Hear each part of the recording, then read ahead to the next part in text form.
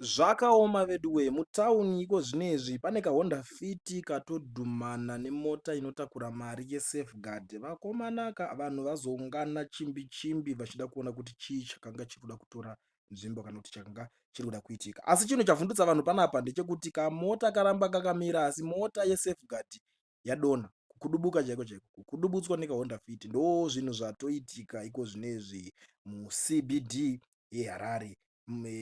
Current situation iri kutoitika iko zvinezvi. Esi panyaya iri kubuda hapana zvapo mari iri kunzi yazobiwa. Asi kana makakuzonzwawo kunzi pazorohwa mari dzinenge dzangovawo dzimwe nyaya. Asi iko zvinezvi maitikiro aita chiitiko ichochi, situation yacho mamiriro yanga yakaita ichimbori accident pachayo kwezvinezvi. Asi kana pachinge pazoitikawo zvimwe tichadzoka tokuzivisai kuti chii chichazenge chazoitika after ipapo. Asi ndo nyaya iripo tangoti tiuye nayo tichikuzivisai kuti Honda Fit yarova chimota cheSafeguard chikakudubuka.